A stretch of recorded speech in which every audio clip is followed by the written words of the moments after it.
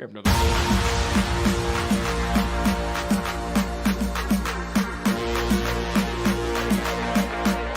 Ladies and gentlemen, turn your speakers up. It's time for the On the Mark Wrestling Podcast. Turn up the bass. A podcast discussing all things AEW and WWE. Oh yeah! Let's meet the hosts. First, a man hailing from the hub city in Indiana. He goes by @TooSweetKyle on Twitter. The host, Kyle Gagliardi. And your co-host, hailing from the valley of Lake Tahoe. He goes by @JimTuck89 on Twitter. Jim Tucker. And last but not least, hailing from the cornfield somewhere in Indiana, the full-time part-timer, Ian Garavaglia. Turn up the bass. Be sure to follow us on Twitter, TikTok, and Instagram @PodOnTheMark.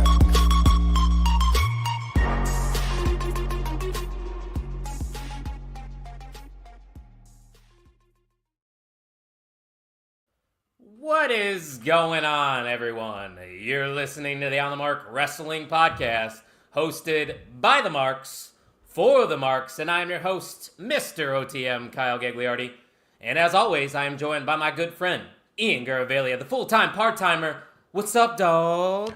What's up, dog? Yeah, we're in the middle of a lot of wrestling, and we had a really good weekend this past weekend, which we are going to recap just briefly, because we also have another pay-per-view and a little holiday we call Thanksgiving coming up this week. Actually, tomorrow. Wild to think about, but yeah, I'm feeling fantastic, man. In the tank top tonight, so decided to bring the boom tonight. Yeah, bring the boom indeed. We know Big AJ brought the boom, which we're going to talk about here in a little bit. But as Robbie Collins is saying in the chat, generals gathered in their masses. Come on now, it is. Did I hit that? That was pretty impressive. That was pretty good. Also, by the way, that is a cover song by T-Pain, and he fucking kills it. Really? Yeah, T-Pain? that's T-Pain. Yeah. Oh, okay. I might have to check that out. I didn't know that, but shout out to Black Sabbath and War Pigs. We can't use that theme song on here because we'll get copyrighted. But if you're not jamming to that song this week, you're not doing Survivor Series right, in my opinion. But yeah, Ian, like you said, we got Thanksgiving tomorrow, so obviously we couldn't do the podcast on our usual Thursday. That's why we're doing it a little earlier here on a Wednesday, because AEW Dynamite will be live in a couple hours.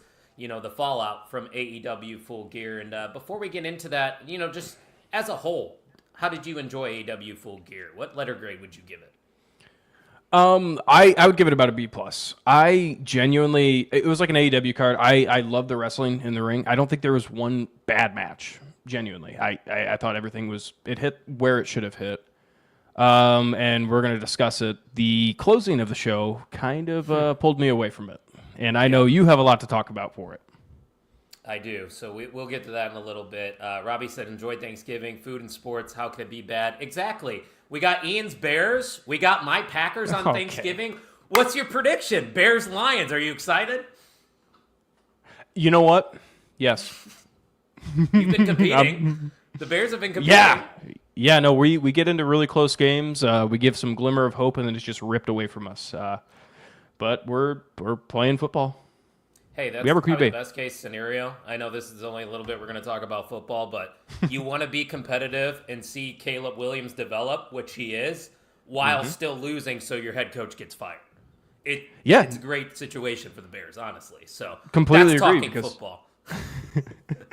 But guys, if you want to support the show, we got a coupon code going on for the rest of 2024. If you go on over to the onthemarkwrestlingpodcast.com, you can get that tank top that Ian is wearing right here, right now. It is main event merch, of course. We got our merch. We got the main event merch. And if you use promo code what, Ian?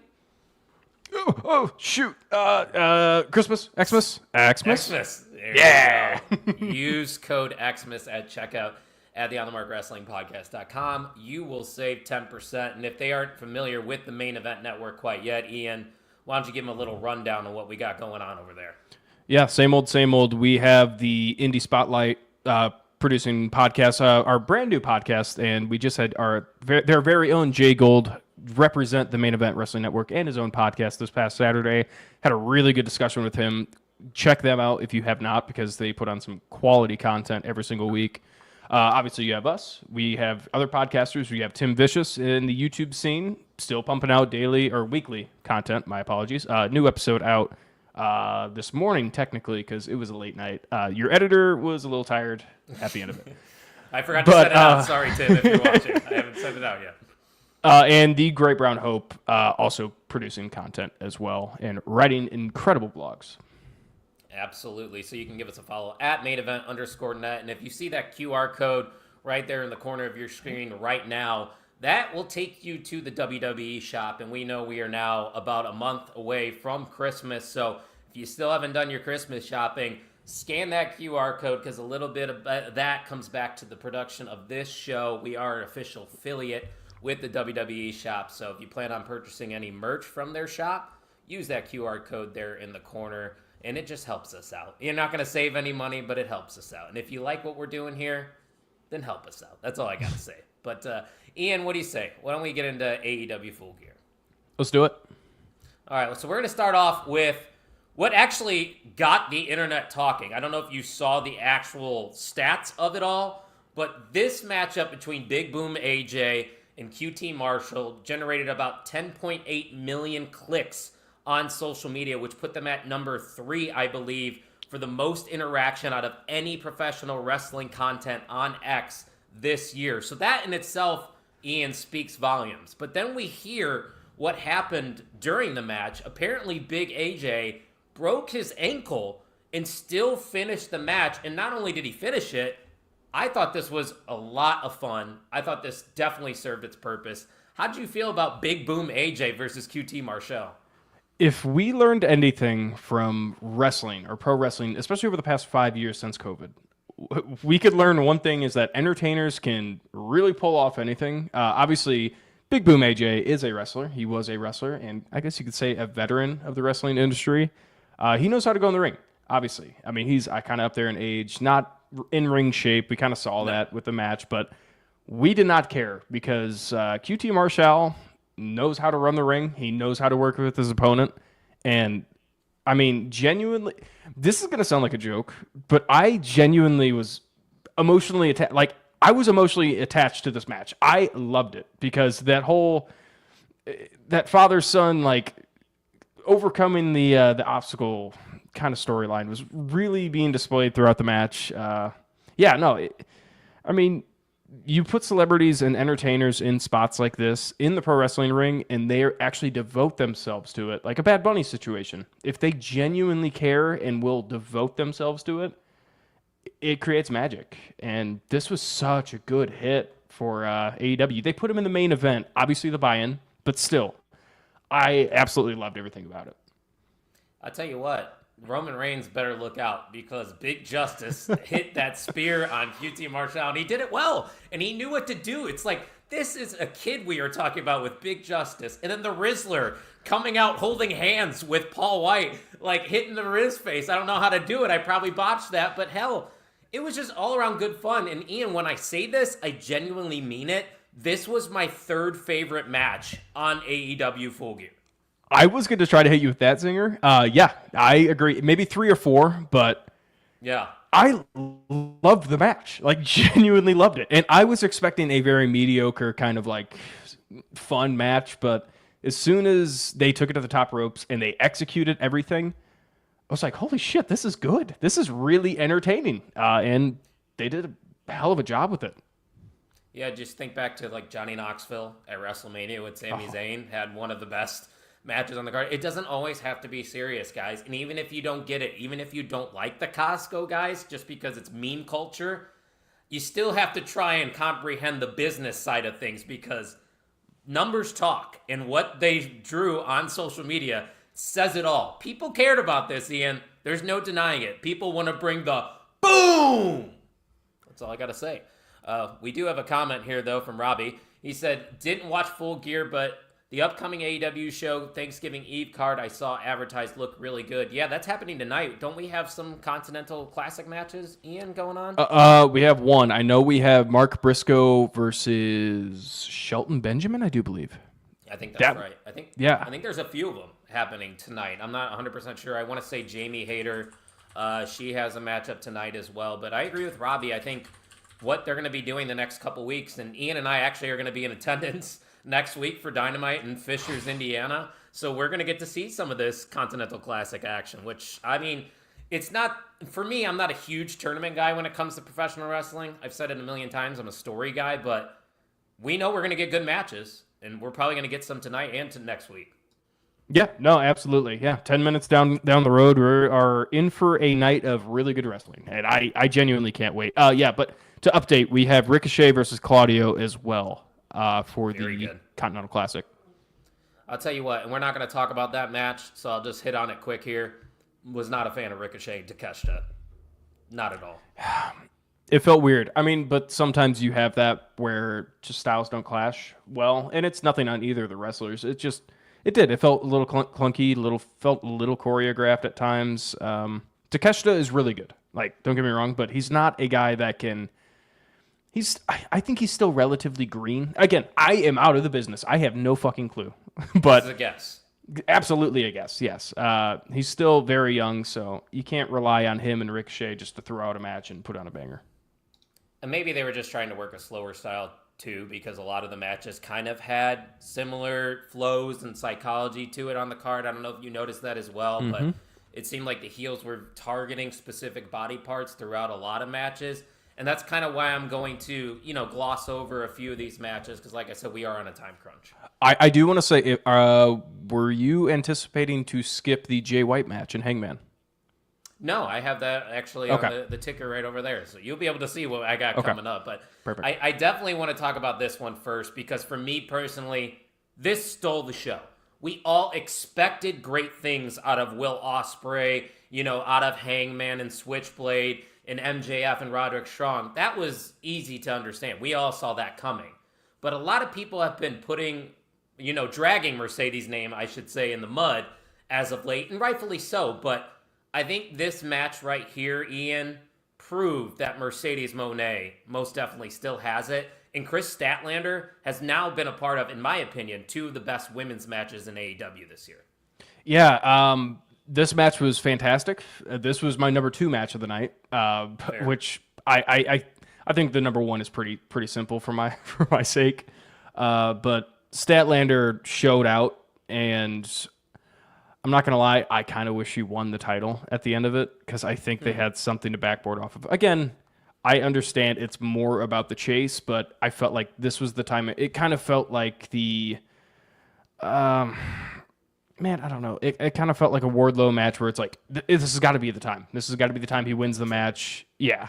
But again, it showed out for Statlander. She did a fantastic job. Same with Mercedes. This was a perfect match for Mercedes. Not because she won the title. It's a title. It's an antique. Mercedes showed, like you said, she's a good wrestler. And she was just paired with the right opponent. I loved it. I thought Statlander got more out of the match than Mercedes did, though. That's the thing, the right opponent. Because when you look at Sasha Banks' best matches she had in WWE, she worked best with somebody a little bit bigger than her. So she can sell because I don't think I speak for everyone when I say this, but I think the best trait of Mercedes Moné is her selling ability. So when you get her in a match with somebody as strong and as physically, you just looks like a beast. Like Statlander is legitimately a badass. That style just meshes so well with Mercedes because she is so agile in the ring. And she just made everything look believable. And credit to Statlander as well, because like I said, this match and the matchup she had with Willow Nightingale that we were in attendance for at AEW All Out, that was another match that you could argue stole the show. So the fact that these two women were able to shut some people up, I think that's a massive W, Ian. Yeah, absolutely. I think if they get Statlander in the right trajectory character-wise and something people could root for instead of just being, everybody knows she's a good wrestler. We want her to get pushed. I mean, we want her to grab gold, which is the main goal. And they're getting that, but we need a character to grab onto because Statlander is that good. She looks like a superstar. Yeah. I think another problem or issue with the way Statlander's been booked is like she was working heel for the longest time with Stokely in that Willow feud, and they never really explained why she is a face now. Like, can you remember like the specific point where there was that face turn after the Willow feud? Because I don't. I mean, it was just with Mercedes kind of just being a dick to Statlander, and then I think it was the quick trigger of naturally becoming a face, which I've kind of overlooked it because I like what they're doing with her right now, but at the same time, I completely understand. It was weird especially for like 2 weeks or so. Right, and Kine basically just saying exactly what I just said. So thanks for repeating my comment, Kine, in the comment section. Dirk Bogus is in the house. Blessed Thanksgiving, boys. Finally got the comment section to come up. You know what, Dirk? Happy Thanksgiving to you, and it's always, always a pleasure to have you in our chat. Well, anybody named Dirk sounds like a stand-up individual. What a name, right? Dirk Van Fleet. What you got any thoughts here? Ryan Voga said Ian looking like the milk was a bad choice, Will Ferrell. Let me do some research and give you my opinions. I was gonna say I don't think I understand fully that reference. I know what he's getting at. I don't know the meme. Maybe you could look it up and see. Oh wait, I think it's from Anchorman. I think I know what this is. Is it? Oh, yeah. Okay. Is it because of the stash? It's just everything: facial hair. Yeah, no, I get it, and yeah, all right. I get it. Thank you. I'll take it. Yeah, buy that tank top that Ian is wearing at the On the Mark Wrestling Podcast.com. Use promo code XMIS, and you will save 10%. But anything else from Mercedes and Statlander you wanted to touch on? Or are you good? No, I am excited to see what they do with shoot, what's her name? Oh my gosh, Camille, yeah. I don't know what they're going to do with it because I don't think it deserves a title shot. All right, that's what I think. That's the whole reason I thought kind of Statlander should have won it. I don't think the feud between Mercedes and Camille needed a title. do you just think people aren't going to care enough about Camille quite yet? Maybe. Because she hasn't been around long. I mean, she's still relatively new to the AEW audience. Right. I think it comes full circle in the end with Statlander. It's just a classic wrestling story with Camille and Mercedes right now. You've seen it before, you've seen it a million times, and you'll see it again. But great match. My match of the night, just based on the fact that I wasn't expecting it to go as hard as it did. But another good matchup was had between Switchblade Jay White and Adam Hangman Page, and Switchblade once again was victorious over Hangman. A little off-putting to me because it seems like a lot of times in AEW, like guys like Hangman, for example, coming off one of the biggest wins against Swerve Strickland, and then he jumps right into a feud with Jay White, and now he's losing again. Like, I just don't like the inconsistency of it all. I feel like Hangman should have maybe gotten the win back, but regardless, not taking anything away from the match, Ian, how did you feel about this one? I felt weird about this match. Like you said, the match before, I forget who it was, but I know they were selling a leg injury. And then we come into this match, and we had both guys selling a leg injury. I think it was MJF and Roddy before. Yeah. Oh, yeah. Yep. Good call. It just felt weird.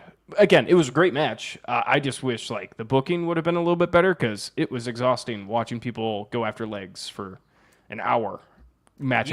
You wanted Jay White to win this match, didn't you? When we talked about it on our predictions, I predicted Hangman to win. That was actually a Jay Gold thing. He likes the Jay White push. Yeah. No, I was indecisive about this match. I could see it going either way. Which, by the way, speaking of Jay Gold and the main event mixer, that main event mixer was the most successful one, and we were only episode 14, I believe it was. So if you want to go check that out at mainevent_net is where you can find us. There was a point, Ian, where we had 172 people watching live. Right now we have 7. Drastic difference there. I think it's time to retire.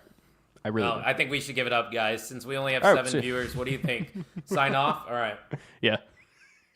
Talk. Oh, Oh, no, I don't like that. We got to switch it back. I got to be on the left side. That threw me off. But no, anything else from this matchup? Obviously, we're going to talk a little bit more about it once we get to the end of AEW Full Gear because these two were involved. Yeah, no. I thought it was an okay match. It just felt, again, just a little weird with the injuries. Fair enough. We do have one more comment here. It's from Kine. He just said, finally. This guy shows back up. Yeah.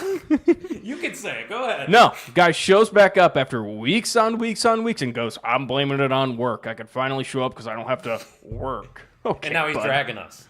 Wait, actually, hold on. Kind, what do you do? It's like 2 a.m. for you. No, I think it's going to be what? Around like, yeah, no, you might be right. It's got to be like 10 o'clock or something. It's like 12 or 1 over there. Anyway, yeah, no, don't blame it on work. And now you come and berate us and expect the MDM to just get handed to you like a silver platter. It might go to Dirk after one comment. It might. Who knows? But shout out to Hassan for stopping by. He said, hi there, guys. Happy Thanksgiving Eve. Happy Thanksgiving Eve to you as well. Appreciate you joining us here in the chat. Speaking of Thanksgiving Eve, Ian, it's a little weird because I think the last couple of years, and we call it Blackout Wednesday around these parts. You might call it something different where you're at, but it is odd for me not to, be out there and bar hopping right now. I don't know how it feels for you. Do you feel like a full-grown adult now that you're not participating? Yeah, honestly, I'm kind of sad that you really just want to go out to the bars all the time. Be like me. Be like a full-grown, mature adult. I have no urgency to drink whatsoever. As he sips his beer over there, we out you indeed. Great Brown Hope finally stopping by. He's at work right now and watching us. So no excuses, boys. You can do it too. Kind said, I do 4 on, 4 off, night shifts, working as a mechanic. Yeah, so that is tough. Those are tough hours. Hey, fair enough, Kind, fair enough. But let's get into the matchup that got a lot of people talking. Arguably the matchup of the night, Kyle Fletcher versus Will Ospreay, and arguably the biggest win of Kyle Fletcher's career as he was able to successfully beat Will Ospreay here in what was, once again, just another tremendous Will Ospreay match. Ian, I tweeted it out. Will Ospreay's probably going to take up half of our matches of the year. That shouldn't surprise anyone. My only concern is that I'm going to get fatigued of Will Ospreay matches being so good because I'm just going to expect everything to be phenomenal. But we expected greatness. We got it here. Kyle Fletcher is victorious. How'd you feel about it? I loved it. This was my match of the night, what I was referring to earlier. We go into like you said, Will Ospreay match expecting the best, and he delivers and mostly over-delivers. Kyle Fletcher is that guy. This was such an incredible moment for, honestly, both characters, because we saw character development between both of them. Just with the entrance, the ring gear, the personas in the ring, it felt good. We felt a more vicious Will Ospreay, like genuinely wanted to beat the shit out of Kyle Fletcher. And Kyle Fletcher is still, now he's starting to show that egotistical side of him, which is going to get boosted even more after a victory over Will Ospreay. The Don Callis effect is real. I was thinking about this. Don Callis and Paul Heyman are up there as especially, obviously right now, as the greatest managers in wrestling right now.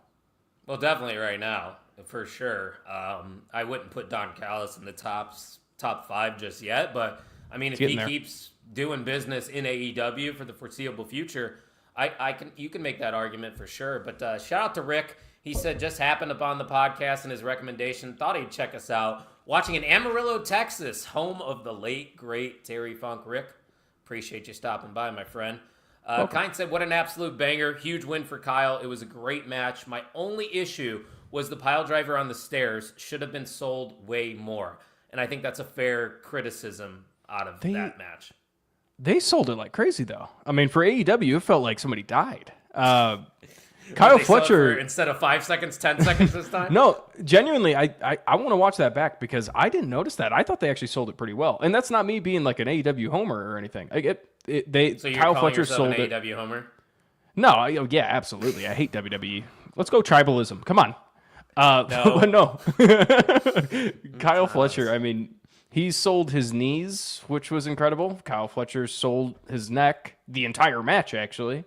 And there was like a good 15, 20 seconds of doing nothing, and everybody was just waiting and gasping. I thought they sold it perfectly. I didn't know Kyle Fletcher won King of the Ring. He came out with the crown and everything, so good for Kyle Fletcher for winning King of the Ring. I must have missed that. But seriously, yeah, this deserves to be on those match of the year lists that people are making. And honestly, it might be featured on the 4th annual OTMs, which, by the way, those will be happening December 19th, Don't. Yeah, the time will probably be 7 o'clock Central. I know it says that on the graphic, but we really haven't finalized anything quite yet. But you see the graphic; it is official. The OTMEs are year-end professional awards. Ian, I'm very excited for the OTMEs, and like I said earlier, we're probably going to talk about Ospreay a lot during those.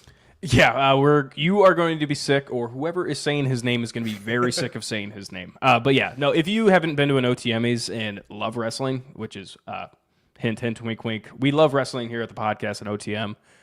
That's all it is. It's just it's the conglomeration of celebrating wrestling, and it's a good look back on the year as well on how good 2024 was. And we're not talking about the AEW conglomeration. We're talking about our conglomeration over here. Which, if we have to go our faction against their faction, I think we're ready. We got me, you, Tuck. We got Mr. Cincinnati with the Pythons. We can do it. Who's taking on Ishii? You. Ah. You got it. You got the tank top on. You can handle him, right? Bring the boom! Yeah. I'll just walk down a hallway in a considerably fast manner. Fair enough. That match, actually, that Kynes brought up, Kalani Durden versus Ulruka, is on my list. I don't think that it's going to win, but it definitely deserved its place. But Ian, I want to get things wrapped up here for Full Gear, so let's briefly talk about the new TNT champion, Daniel Garcia. The match itself, I wasn't a fan of. This was probably my least favorite match on the card, and maybe that's just because the card is so long and you get fatigued a little bit from time to time, but good on Daniel Garcia for winning. Yeah, it was kind of writing on the wall. Felt like one of those private party moments, maybe even a little bit more force that, hey, he's going to win this title. And again, it spoke volumes to Jack Perry's reign. We talked about it. He was a really good TNT champion, and Daniel Garcia won the title after a really good feud. I completely enjoyed this feud. It was getting into the more psychology side of everything. It felt fun, and the vignettes backstage and the cinematic stuff was awesome as well. Again, it just felt really weird with Daddy Magic on the mic. I kind of feel bad I didn't even realize this, but I saw the Wrestling Junkies are actually live right now. We had to do what we had to do. We don't like going head-to-head with the Main Event Wrestling Network, but definitely check out their podcast after you're done checking out ours. But we have one more match to talk about. It was that main event where Jon Moxley successfully retained his AEW World title. Now, Ian, this match was great. I thought Orange Cassidy was phenomenal throughout. He sold his ass off, and I hated seeing those comments when you guys did the mixer about Orange Cassidy being a jobber and whatnot, because he proved right there and then he's a main eventer. Even though he didn't win this match, Ian, kudos to him and kudos to Mox, because I thought it was a really strong match. No, I explained it too on the main event mixer. It was Orange Cassidy's kind of like the ringleader of the super baby faces, and it's kind of the Moxley. I think Moxley actually said it in one of the promos. He's kind of like the sacrificial lamb to the big bad guy in charge. That was weird. You got yeah, I got there eventually. But yeah, no, it was a fun match. People forget Orange Cassidy's reign as one of the champions. I forgot the name of the title, but International. That one, yeah. That reign was fantastic. He had, I think, 3 matches for that title with Jon Moxley while he held it, eventually losing to him. But, it was so good. I loved it, but the ending was a little rough. Now, listen, the ending was nice with, like, the brutality after the match. Like, the post-match beatdown made sense. And I will say this, Darby, crashing a car into their car, that made sense, too. But when we started, you saw Hangman Page come out, I got a little confused. I'm like, there's a lot of cooks in the kitchen, a lot of different directions. And then Jay White comes out afterwards, too, to prevent Christian from cashing in his contract. And it's like, I get where they're going with this. Like, they are setting up feuds for the future, but sometimes it's just too much. And I felt just, like I said, confused with the ending, Ian. They just were pulling me in way too many directions. Yeah, I don't think Jay White, it's going to sound really shitty, I don't think he has earned that world title shot yet. I think he will eventually, or should eventually, but obviously he's going to now. But he doesn't scream babyface to me. He still doesn't. I agree. That heel turn hasn't happened. I don't think it's going to happen at this rate. But, I mean, if you are a true babyface and you have Christian Cage coming out there probably going to cash in his contract and beat the big bad villain of the entire company. Why would you stop him, no matter who it is? That was the biggest takeaway. I'm like, what? The crowd was ready. Everybody was ready. Moxley doesn't have to retain for 500 days. If that title reign would have ended there, that whole faction and what they were doing would have been worth it, because that would have been a fantastic moment. And then Christian Cage would be the ultimate heel. And no one's going to complain about that.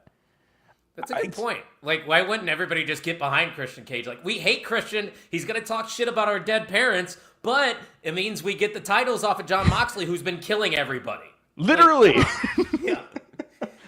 Yeah, the ending is where I was like, oh, you could have just saved this for a Dynamite or something like that. And another thing they could have saved for Dynamite, save that Mina Shirakawa and Mariah May thing for Dynamite. That didn't need to be on the card either, in my opinion. I get it. You want to have your world champion on a big pay-per-view. I almost called it a PLE. It's a pay-per-view. I know.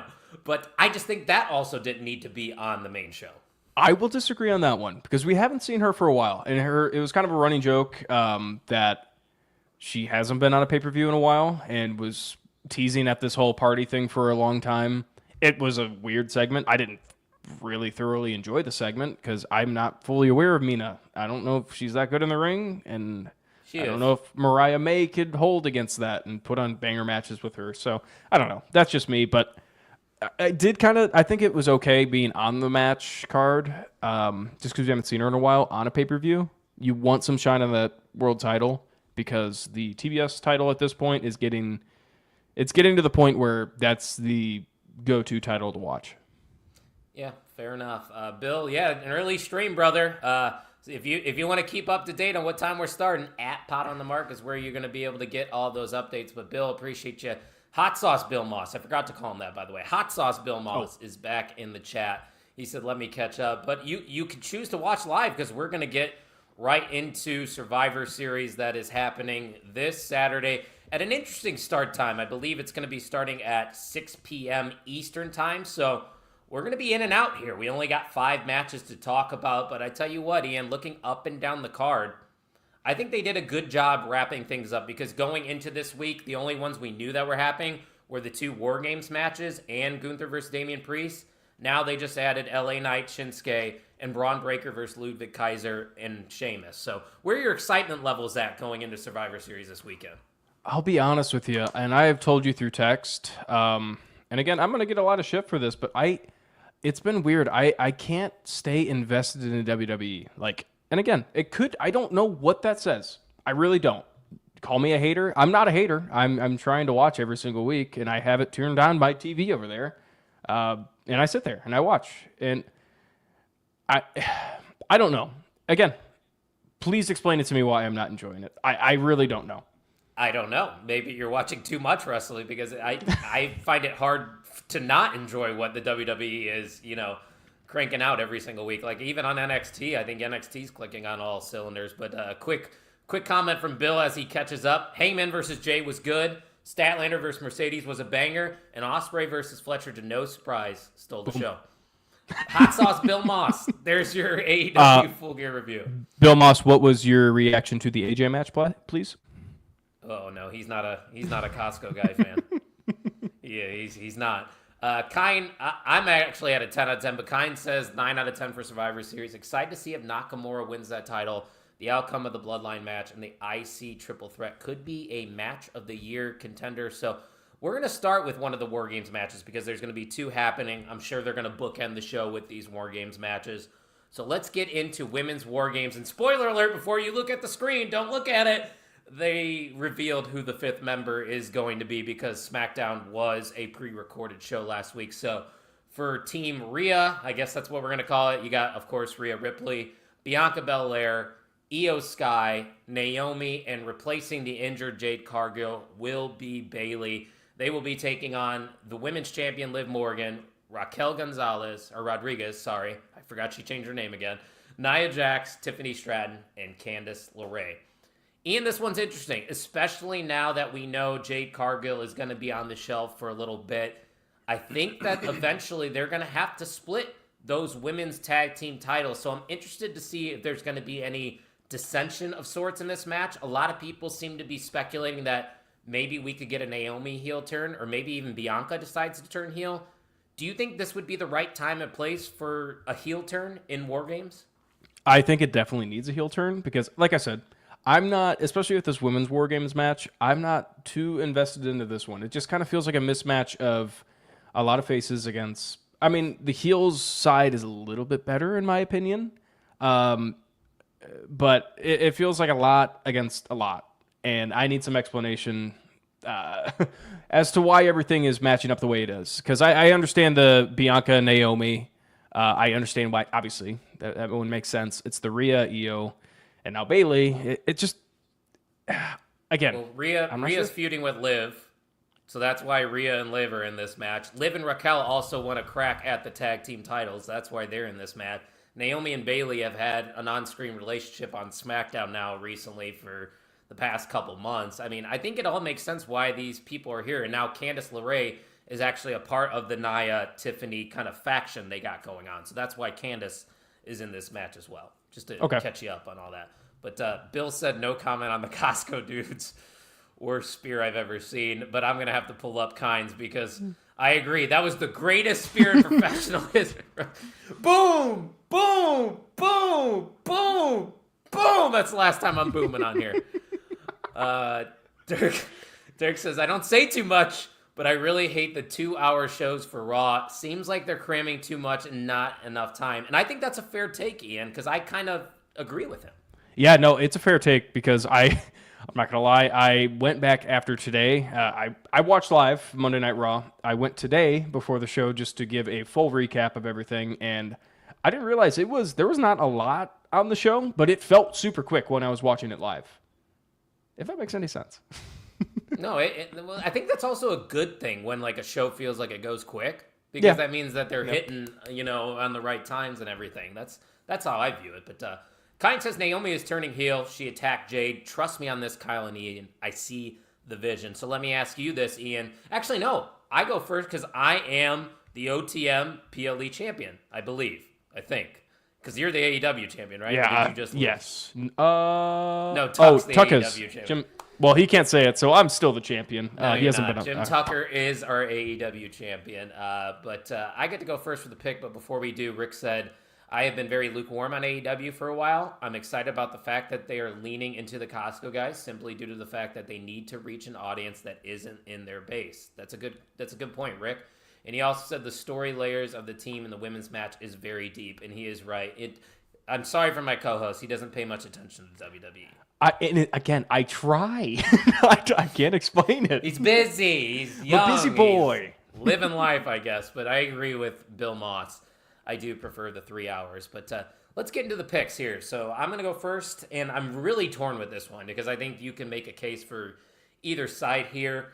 My thought process is I don't expect a heel turn. I think it's been too telegraphed as of late, and that's why they're not going to do it. Maybe they'll save that for like Saturday night's main event, or you could even have it done in the Royal Rumble. You can have Naomi eliminate Bailey, have Bianca turn on someone, vice versa. The way I look at this, Ian, is that we need to set up title matches for the future. And you look at one side of this War Games match, and you have 2 world champions, and you have Miss Money in the Bank.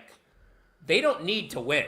The heels don't need to win here. They gain nothing by winning this War Games match, in my opinion. I think the face team here of Rhea Ripley, Bianca, Io, Naomi, and Bailey are going to get the win. Specifically, I think Rhea's going to get her lick back because we haven't seen Rhea in a couple months. I think they need to heat her up once again because she inevitably is going to take that title from Liv Morgan, I believe. And then hopefully, depending on how long Jade Cargill is going to be injured, we could get that Rhea Ripley versus Bianca Belair match at next year's WrestleMania for the world title. So just going on that thought, Ian, that I want them to set up women's title matches after this, I'm going to go with the face team to pick up the victory here in War Games. And I'm going to say that Rhea pins Candice. Okay. You're going with the long term. I'll go with the short term idea that I have going on in my head. I think this is kind of one of those moments. It feels like to me, they want the faces to go over, get that pop, and just simple as that. A good feel-good moment, exactly. But there's one wild card that I think is glaring for the heel side, and it's Tiffy and Nia. I would love a cash-in at the end of this match. Maybe they're the last two idea. standing. I'm not sure. But I think Liv will be the last woman standing, or maybe it's an early cash-in. Who knows? I would like to see that cash-in during the match. I just don't know how they get there or when it's going to happen. Hear me out. Nia's the one that eats the pin and then she's just completely laid out, and all the women are celebrating and everything, and that's when Tiffany cashes in. I like it. Tiffany could cash in on Liv here, too. That's another thing we're not thinking of. Yeah. There's no way there's ever been a cash in War Games, though. There's no way. Not a shot, no. Make history. Why not? Yeah, exactly. In Tiffy's time. So are you going with the babyface side? Yeah, babyface. Fair enough. We got a few more comments here. Rick's in the house again. He said, I think Bianca is the one who set Jade up. Her attitude has been slowly changing on screen. Yes, it has. I think Bianca hired Lash and Jakara to attack Jade. That faction with Bianca, Lash, and Jakara could be something. Ian, I like that. I do like that. I just don't... I mean, you have a Jade, a Naomi, possibly, if she's still face. And who else to battle against that? Because I do like what they're doing. They're starting to realize, oh, God, we have a lot of good women's talent. Let's start getting into this faction warfare because that's been working for us. The Bloodline. They're getting into the faction stuff, which WWE used to do. Not anymore, really. So I'm intrigued. Yeah. Bill said the booking for the women's War Games feels very forced to me. I feel like there's too many stories at once in this match. Could be a booking nightmare. He's going with the heels to win. I understand that. I was going to say that might be where my disconnect is because it just feels like a lot going on, and I don't really understand the meaning behind any of it because, again, I would say I'm more of a casual WWE fan than anything. So if we're comparing things, the ending of AEW Full Gear, the booking here in this women's War Games match, handshake emoji. Yes, correct. Yeah, absolutely. There's too much going on. I think regardless, though, it's going to be a good match. It's War Games. It'll be fun. But let's get into this United States Championship match where we have the megastar L.A. Knight, taking on the recently returned Shinsuke Nakamura. I'm a little worried here, Ian, because we've seen this before. Shinsuke takes time off, comes back, cuts some great heel promos, and then he loses. So where's your head out here? Do you think that they would benefit putting the title on Shinsuke in this spot? I think LA Knight's title reign would benefit from Shinsuke winning. I think there's something more to tell. Obviously, this is a late entry. Just had Shinsuke return for the 18th time with a new gimmick, a new character, a new look. I say fuck it. Give him the title. Why not? I think this is a wild card match because, I mean, you could arguably say that LA Knight is still hot as he was, but I don't think so. I think genuinely he could benefit. He could, because we always talk about it. Baby faces on the chase, always more exciting. But I could also see this ending in some kind of no finish DQ of sorts to set up another match, and I think that's probably the direction they're going to go because, like you said, on paper, with Shinsuke just returning, smart money is probably to put it on Shinsuke Nakamura, similar to what Rick is saying right here, in a shocking fashion to set up a night for another chase. Also what you were kind of alluding to as well. Trust me, I get that, but something is telling me we're going to get a wonky finish here. LA Knight's going to walk away with the title, and it's going to set up a rematch down the line.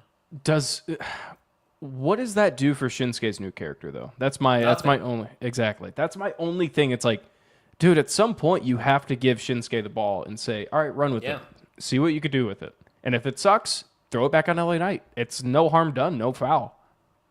Now's like that perfect time, too, to do like the little flip. Because you got the Rumble, you can flop the title right back to them, you still got the Chamber, and then you got WrestleMania. So you could try some things out here. And we know there's that like 2-month gap where there's really not an official PLE because we have main event on the 15th of December, but then nothing until the Royal Rumble, February 1st. So, well, I mean, Netflix thing's gonna be pretty big. I think they're gonna treat that like a PL. Yeah, that whole Netflix. It's gonna be buffering a lot, but you actually scared me there. Agree with Ian. Definitely a wild card match. Either man were worthy of the win, but I'm going with LA Knight so he can sell more custom belts. Yeah. Kine says Shinsuke shock win, give him a title run, give him the chance, and if it doesn't work, fuck it, lose it at the Chamber. He's got time. Yeah, that could be a good way to lose it too, because they've done those matches before, like mid-card titles inside a Chamber. Shinsuke losing it there would make sense. Yeah, didn't John Cena defend the U.S. title in the Chamber? I don't know for sure, but I know the U.S. title was defended in the Chamber. It might have been Theory with the U.S. title. Though. I could be wrong. That's just a thought. Rick said this is the first real opportunity for Shinsuke as a new approach character under Triple H. Triple H brought him into NXT originally. Yeah, so Triple H, he is a Triple H guy, Shinsuke Nakamura, but so is LA Knight. And the LA Knight pop is still definitely a real thing. As much as people want to deny it, he's still over as Rover, baby. And I don't know, like I said, I just think somehow, some way, and don't get me wrong, would love to see Shinsuke win. I just don't see it happening. And so my official pick is LA Knight. And I totally get it, because, I mean, what trust can you put in Shinsuke right now? Zero. We haven't seen it. Yeah, no, again, it could be that gimmick change that he needed. That was the reason he won. And, you know, there's a lot of different ways they could spin it, which is really good, especially for a late addition to a card. Yeah, and I think it'll be a solid match for sure. So you're going with Shinsuke in a surprise? Mm-hmm. And I'm going with LA Knight. We don't have a form yet for our predictions contest. Stay tuned.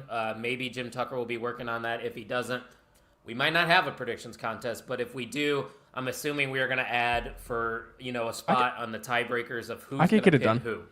Okay. I can get it done. There'll be one. Me and Ian might be together on Saturday too, so we might put some things together. I don't know. We'll talk about it offline. But we got 3 more matches to talk about here, Ian. This one also just added to the card on Monday Night Raw, and I'm very excited for this. They've invested a good amount of time, actually, into like this 3-way feud that they've been having between Braun Breaker, the Intercontinental Champion, Ludwig Kaiser, who I believe is getting his first singles title opportunity here at Survivor Series, and then Sheamus, who has just not captured that IC title, the one title that has been eluding him from becoming the Grand Slam champion. I got to go first. I think it's simple, Ian. Great match, great talent. Braun Breaker is going to retain. There's just no way I see him losing it quite yet. I'm surprised Braun Breaker's still alive because he speared the announce table on Monday Night Raw, and I thought he died. Did you just see that? Yeah. Like, full impact. Corner of the desk went into like his chest or his gut. I'm like, oh god. Yeah, I mean he's a dog though. He's a dog indeed. But the dogs were barking for sure, and I think he's going to retain here. Ian, what about you? Yeah, I'm kind of on the same page. When you said it, it made more sense. Obviously, my fan side wants Sheamus to win the title, and if he does, I ain't gonna complain. That's gonna be awesome. No. But I think we might have enough surprises on this card that we don't need a Sheamus to win. Especially what I'm predicting at the moment, with especially Nakamura winning the title. I don't think it needs it. I think Sheamus is going to be really good and will benefit, and it's going to be even better when he wins the title at, say, WrestleMania, when Braun Breaker is a juggernaut and no one can defeat him. And Sheamus comes back, and I don't know how they get there. Maybe Sheamus gets hurt, returns. I don't know. We'll see. Let's see. You're bringing up some good points, because with those 2 War Games matches, there's already so much that's going to come out of both of those matches. You're going to kind of forget if this title changes right here, right now. You want Sheamus, if he's going to win, to have that moment and be the standout on the card. And I think he gets lost if he wins it here. Regardless, though, I do think eventually Sheamus should be the guy to take that title off of him. And we got to remember, too, Ian, Braun Breaker just got that title back from Jey Uso, a month ago? I don't want to see the hot potato thing going on with the IC title. That's just me. Yeah, no, I completely agree. At some point, I think the Intercontinental title has not lost any prestige. I think it's gaining. I like what they're doing with it so far. But like you said, I don't want to see it change hands all the time because they don't know who to put it on. Because I don't want them to start booking their titles like I book my GM mode, where it's the Intercontinental title is defended every night. Tune into NAST if you want to watch that. But anyway, do you have something else to say? Sorry. No, that was it. No, I was just going to say that I started my GM mode and I signed a jobber and he ended up beating Drew McIntyre to become the WWE World Champion. So, yeah, that's how things are going over on my stream. So, subscribe to me, follow me, whatever the words are, twitch.tv/2sweetkyle. But I agree with Kine. He said he wouldn't be mad if Braun dropped it because there's 3 stories that come from it. Sheamus, the Grand Slam champion, Ludwig getting a solo run alongside of Gunther, and Braun just continuing to be a beast. Hot Sauce Bill Moss said Breaker retains easily, but I'd love to see a surprise with Kaiser maybe winning. So that's the first Kaiser comment of the night. Dirk Vogus said, it's fight night. He's going with Sheamus. Dirk's really getting after it tonight, Ian. I love it. Very high up. There are 3 comments, and there have been 3 quality comments. High up there in my MVM voting right now. Just saying. I agree. I'm just Dirk, saying you're on a too. great run. I would keep it up. Keep it up, Dirk. Kind says, I think it could be a bro kick to Ludwig, then bang, 100-mile-per-hour spear from Braun ends it. Sheamus. Braun keeping the title makes sense. Yeah, I could definitely see that. Tune into what? I'm trying to see Ian's awful booking decisions. All Wow. right. Yeah, and your MVM, you were up there as well, and you just go, wee. Nose All the way dive. to the bottom. We'll see ya. Oh, hey, we'll see you. World title on the line. Gunther versus Damian Priest. Now listen, Ian. The match itself is obvious. We know who Gunther's retaining, right? Yeah, correct. But the build has been strong. Like, Damian Priest actually feels like a legitimate babyface on the WWE roster. How have you felt about the way they presented him as of late? So, not much in the Damian. I'm not much in the Damian Priest fan base right now. Still, which might be crazy to say, but I can't get behind Damian Priest yet. I hope they keep developing him because I kind of like what they're doing with him. My focus has been on Gunther. I like how they're making him vulnerable. They're making him get more emotionally involved in everything. Usually he's just a juggernaut, stands out there proud and defends his title, wins every single time. Now you're starting to get some more emotion out of him, get him to basically rage out of nowhere. That's fun. I like to see that out of Gunther. That's been my main focus that I've been seeing, and I've been enjoying thoroughly with it. I think Gunther is going to retain here, obviously. Yeah. But maybe not, obviously. Maybe this is their surprise for the card. I don't know, man. This seems like the most obvious one for me. I think Gunther's probably going to be holding that title at least until the Royal Rumble, because I think whoever ends up winning the Royal Rumble could challenge Gunther for that title at WrestleMania. But that's a good point that you brought up about the Gunther character development, because when he was Walter and you know, the end of days of Gunther in NXT, he was just a dominant force that never lost, and we were getting the same Gunther week in and week out. Like you said, now we're starting to see a little bit of vulnerability, a little bit of character development, which is nice. I'm excited for the match. It's just very obvious who's going to win. Gunther retains. Simple as that. Anything else, Ian? No, that's been kind of like the thing I'm not super 100% invested into the feud, because I feel like I really know who's going to win, and most people know who's going to win. But again, I like the character development of feuds, and I like where it pushes characters, and so far they've done a fantastic job. Yeah, and it seems like Bill agrees with you once again. He says he's not a big fan of Priest neither, but loved his match with Gunther. I'm going to keep correcting Bill because he's Gunther. I'm excited to see these guys beat the shit out of each other. Gunther retains. Hopefully Priest doesn't lose and goes back into that stale feud with the Judgment Day. Yes, kind. I don't think it's going to happen. And Rick said, I'm hoping they add the Final Testament and The Miz versus the Wyatt Six. In a traditional elimination, that would be fun. It would be, but I think there's more story to tell. Maybe that might be a main event match. Like once it gets to the main event show, I think that would be it. But I completely agree, but I think we should just be patient with it. I love what they're doing with Testament and Miz. It's fun. Who would have thought that the Miz and the Final Testament would just like work so well? Yeah, exactly. So good. Adding comedy to horror. And the Wyatt Six thing, like, guys, can we just chill? They're not supposed to be a main event group. Like, it's not. I'm not getting into it. I'm not going on that rant because we have one more match to talk about, and I think, Ian, that there's been enough talk. It's time for the main event. I think there's been enough talk. It's time for the main event. Well, I think we've had enough talk. It's time for the main event. The main event of Survivor Series War Games, the match that we have been talking about for probably all of 2024. Let's be real. We have been talking about the possibility of this match happening. The OG Bloodline with honorary Oos CM Punk, who was recently returned with Paul Heyman last Friday, which we talked about that on the main event mixer. So go ahead and check that out if you want to hear our thoughts on that. Taking on the new Bloodline, of course, led by the current Tribal Chief, Solo Sikoa, and they have Bronson Reed on their side. Now, Ian, we've talked about it. We're hyped about it. Give me what you got. How are we feeling about this main event right here? I was about 97% invested into this whole match when I was coming into SmackDown last week. Now I'm 100% involved. I love it.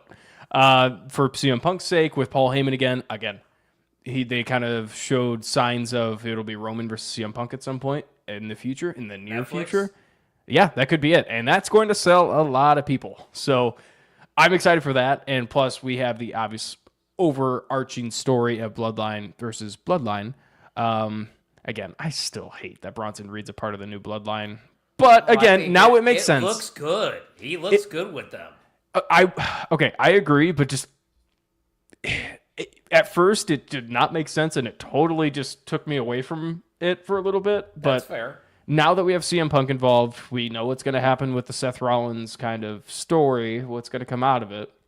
A little bit of jealousy, maybe. Who knows? We don't know. And that's something later on. It's setting up a lot of stories. Go ahead. You had something. Say it. No, I was just going to say, well, that's why it makes sense for CM Punk to be in this match. Correct. Yeah, absolutely. A lot of people were shitting on it, like, why is Punk here? Why isn't he here? He's a Paul Heyman guy. You know? Like, yeah. No, it makes sense. I mean, you have two reasons for it to make sense. Maybe he's trying to make Seth Rollins jealous by going after what Bronson Reed's involved into and trying to make people forget about Seth Rollins and Bronson Reed. Now it's CM Punk and Bronson Reed. That's one reason. Another reason, you have the overarching and low-hanging fruit of Paul Heyman. At some point, they were going to have to cross that line, and Roman Reigns is a Paul Heyman guy. For those that didn't catch any of what had happened for the past 4 years. Yeah, no, you're in a coma. Yeah, I'm loving it. I'm loving it a lot. So let's break this down because there is a lot of interchanging variables here. CM Punk, I wouldn't be surprised if Seth Rollins tries to take out Punk at some point. Whether that's when Punk tries to get into the War Games match, hell, maybe he gets taken out backstage before the match. Who knows? That's a possibility. Do we see a potential new member of the Bloodline, like Rick's talking about? He says Hikuleo debuts from under the ring, inside the cage, and lays waste to the OG Bloodline. He thinks Solo's team's going to win, but there also is the final boss. The Rock showed up at the end of Bad Blood, and we still haven't seen him since then. Do we see him here? I don't really know, but what I do know is I think the new Bloodline has to pick up the victory here. Solo Sikoa has to keep looking strong because what we have seen over the past couple months has really been a dominant new Bloodline. Like, this isn't the Bloodline we saw with the OG. There were cracks in the OG Bloodline at all times because Roman was the pinhead. He was the top guy calling the shots. This is a cohesive unit on the other side of things. They've been together all year long. They need this win more than the other side. And I think Sami Zayn might be the reason the OG Bloodline loses. Whether Sami turns on the OG Bloodline, or hell, what if Paul Heyman is working in cahoots with Solo Sikoa? Because you noticed it too. He was wearing the same colors as Solo's been wearing. Where do you think about all that? I know I just threw a lot your way. You did. I will touch on the Paul Heyman thing because that was the most recent. Paul Heyman, I think his looks, it looked more like a... Also, just say off the bat, Paul Heyman is notorious for changing his look depending on how a story is going, where he is going with the story, and he gives you kind of that hint, that backstage look, kind of. I don't know if it was a throwback to a CM Punk match or a CM Punk when he was the manager of CM Punk. Maybe. It might have been. And it might have just coincided that it was red. And this was same colors as Solo Sikoa. Okay, that's number one. Number two, I think you're right. I think you're on the right path of there are more holes in the babyface side than there are in the heel side. Even with Bronson Reed. Yeah. I was just kind of thrown in there, and it seems like he understands what's going on. It seems like he gets the point. Just beat the shit out of people and win. And he's pretty good at that. So, yeah, I like your idea of that. I don't agree with the Sami Zayn. I think he is the one of the guys that is cemented. He's kind of like a golden retriever in the fact that he's happy no matter what, and is always going to stick with the good guys. That's kind of the feeling I get from it right now. My eyes are more on Jey Uso and CM Punk. I think Jimmy, no matter what, is going to stick with Roman through thick and thin. He's going to be the mediator between him and Jay. That's how Jimmy's kind of always been with this whole bloodline situation. Obviously, before they had the feud between Jimmy and Jay. Roman as well, who knows what's going through his mind. It seems like he genuinely wants to do good.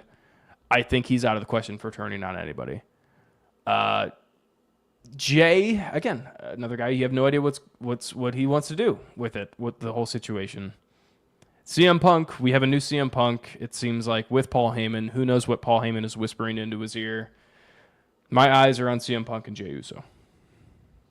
Fair enough. I don't know all I know with Bronson Reed is he better hit a tsunami off the top of the cage. I need to see Bronson Reed get on up there and tsunami. It just has to happen. There's just so much things that can come out of this. Let's get to this question from Kine. Do you think we actually are going to get The Rock? Yes or no? It's tough. It is really tough. I don't think they need it necessarily. No. Do they throw him on the main event show? Or do they wait till Netflix? Yeah, I think Netflix is probably where He you opens have it. The Rock show up again. Yeah. He opens the show. Or maybe he does it the Raw after Survivor Series? I don't Possibly. know. Maybe he's leading the new bloodline after, they win. I don't know, but I'm going to say no. I don't think he shows up. I don't think he shows up either because we have a new guy in town with CM Punk and we don't know his intentions. That should be all eyes on CM Punk and Roman Reigns. I think that's kind of what they're trying to go for here. Yeah. We don't need The Rock. I mean, we really don't. Obviously, the overarching story is Bloodline v. Bloodline. And I think we're going to get a story development just out of who wins the match. That doesn't need anything else other than who gets the upper hand Saturday night. And that's about it. Yeah, wouldn't be surprised if Roman starts shouting at Jay or Punk and they lose their shit. More likely Punk, then people go crazy, and as Punk leaves the cage, Heyman goes with him. Man, I'm still not. I could see it, but I just don't know where Heyman's gonna go. That's the overlurking thing that I am very confused with. I'm gonna be honest. I think people are overreaching on Paul Heyman's intentions, and I hope I'm wrong. I'm hoping this is a very complex story. I think this is supposed to be Paul Heyman with CM Punk. I don't think it's supposed to be is Paul Heyman going to choose to be with Roman, Solo, CM Punk? I don't think it's supposed to be like that. Again, I hope I'm wrong, but I think they're laying it on a silver platter here. So you're going with the new bloodline to be victorious here in Men's War Games, correct? Yes, I am. So am I, which will conclude our Survivor Series predictions. Survivor Series, of course, happening this Saturday, and we will be doing a main event mixer this Sunday morning, live at 10 a.m. Central. That's 11 o'clock for those on the East Coast. I will be joined by Tim Vicious, the Great Brown Hope, and the podcast ad from the Wrestling Junkies podcast, and we are going to be breaking down everything that happens at Survivor Series. And Ian, I'm very excited to not just watch the PLE, but potentially watch it with you. So I hope you can make that work out. I think I can. Back in my hometown, in a small town, Coots, Indiana. So, ready to run over there and what? No, I was just going to say shout out to Couts because I have a liquor store in Couts, and that's about it. Ew. That's all I got with Couts. But, ladies and gentlemen, we're at the end of episode 223, which means we have to award the most valuable mark of OTM. Ian, what's that thing we say? It's not always about quantity. It's about quality, right? It's about quality, and with wrestling, it's all about making the moments. Moments may not come for a while. Some people could have a 30-year career and have one big moment in their life.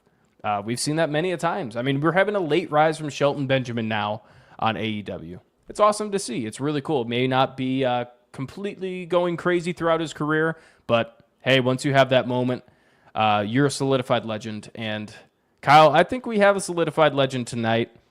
It's a man that, if you would like to announce it, please do. I will. It's a great name, by the way. He's a great guy, and I want to wish him a very happy Thanksgiving because we have an new MVM of the On the Mark Wrestling podcast. It is Dirk Vogus. Well, anybody named Dirk Sounds like a stand-up individual. What a name, right? Dirk Van Fleet. You gotta love it. Can't beat it. Bogus.